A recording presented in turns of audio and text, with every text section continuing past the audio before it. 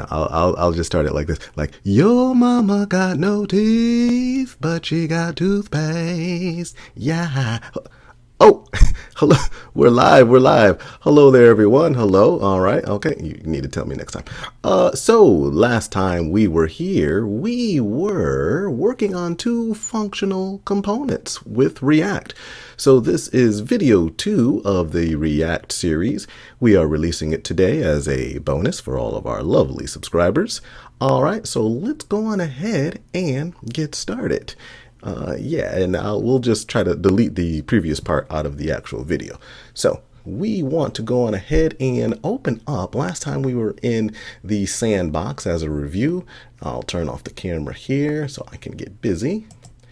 And what we're going to do is, if you can pull up Visual Studio Code, which was, I believe, in the actual description of the previous one. And let me just minimize this and try to get this started here.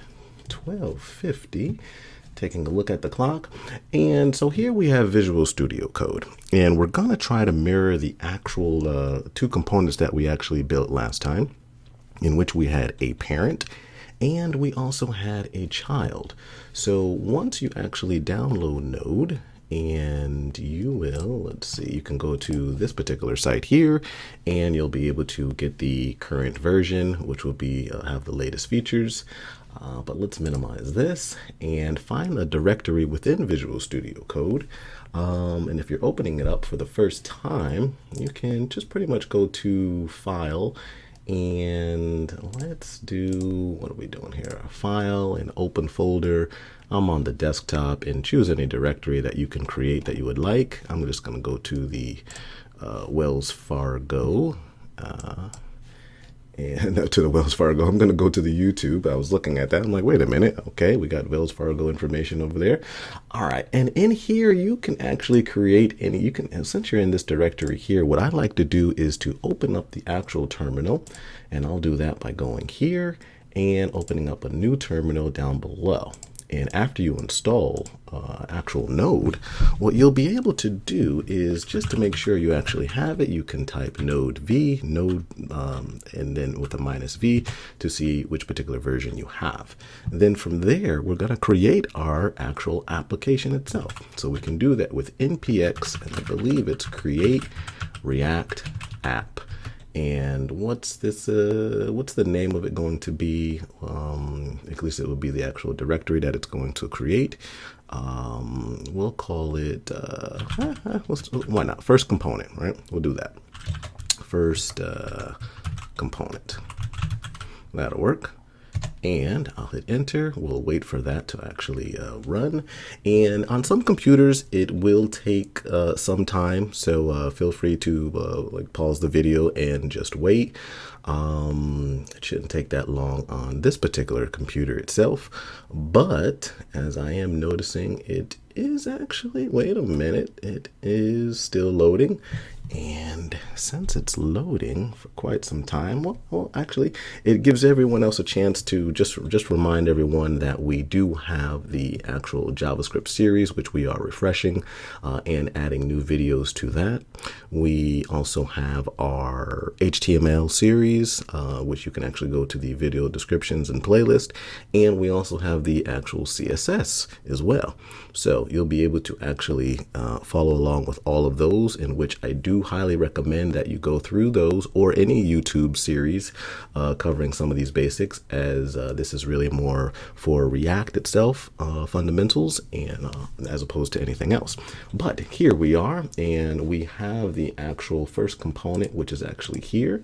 And since we're here, we are going to just do it. We can do a pwd to see what directory we're currently in. We can do an ls in here to see what we have. But what we're going to do is we are going to change into that directory called the first component, which we actually built right here. So let's do cd first. I'll hit tab and it actually auto populates. So it changed to that directory, and we will do npm run start, in which we should have the actual program up and running. And so here we are. So now we have our first actual React application opened up and running on our system, in which we have, what else do we have here? As I move this to the side slightly, let's just move it to the side just a little bit here. All right, that's perfect. That'll work. That'll work. And then from there, we are in this directory right here, where again we have the previous files that we had before, where we had the actual app itself, and we had, well, in this case, we have a number of files here, but we're no need to actually go through all of these here, because again, we are going through these in detail throughout the actual series itself. But for the most part, we are definitely focusing in on this source directory here. We'll go directly into the app, which that is, where to go? Right here. That's everything here, but I'm going to delete everything within this actual div itself, including the actual header. So I'll get rid of that. And let's see what we got here. And so we're empty there, so we're good there. And I believe what we did have, let's actually review from the previous one where we had a parent and a child. So let's create that again, in which this was going to be the parent. So we'll say hello from parent. Okay, good. And let's take a look again. Okay, hello from parent, which is good. And probably be helpful if I move this slightly to the side. I haven't snapped these in place. On Windows, you can snap them in place, but it should be curious to see how that actually works on the actual Mac. But let's just move it over and semi-perfecto. So we have hello from parent, which is the app that we're going to call our parent, and in this case, and let's create another file just like we did in our sandbox in the first video of this particular series, and we will call that the child. And now that we have the child, let's actually create the component itself. So with that, we'll do const, and we're going to call it child, and equals, I'm doing an arrow function here. Let's see if they did arrow functions in app. Let's split it to the right by right-clicking on that tab, splitting it to the right, closing that. And oh, that looks like they did regular functions here. So let's actually, we'll do the same thing, and we'll explain the rest later on. So we'll do function child, and we'll do just a number of different ways to do actual functions in JavaScript. But let's do that here. And let's backspace here. So now we have our actual child functional component. And we don't have any imports, but that's fine. But let's actually put our actual container div. We'll do that. And in there, we will do, just like we did in the previous video, we'll do hello from child. Good. And we do need to export it. And before, I believe what we had is we did export default up here like this. We did export default.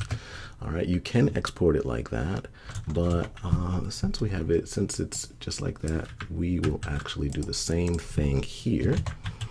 Export default app, but we're not exporting the actual app. We are going to export the actual child because that's the name of it. So we have our app, which are using for our parent, which is here, and we have our child, which is here. And we have it split to the right so we can see everything. And let me just move this. We'll get this out the way. That's fine. And now let's actually use this actual child component in the parent. So that's what we're doing here. We want to use the actual child component in the parent. So let's do that by typing in child, and there's our auto complete. And then once we actually complete that and then self close it, we will then be able to actually see that. But oh, wait a minute, I don't see the contents here. So wait, let's see what we did wrong here. Let's refresh here. I see hello from child, and I see child, which is here. It is being exported, but I do not see it here. So what happened here? Let's try to figure this out. Okay, we have child, which is here. It's perfect. We did import it. It's imported here. Here's the markup here, and I'm refreshing it here. There are some warnings with the logo, but we're not using the actual logo at all, so I don't need to worry about that. Let's go to the inspect tool, see if we see anything crazy there. And in the console, I do not see any errors there. So why is it that this child does not want to be, oh, could it be this space? Nope, not the space. All right, well, what else is missing here? Ah, here we go. It's the return. So here we have a functional component right here. And yeah, I could have paused the video and tried to, try to figure out a way to see exactly what was going on. But the only thing I have here is a div. And because this whole entire thing is a functional component, it does need to return something. All right, so let's return that. Let's return the actual div and place this within the actual return statement.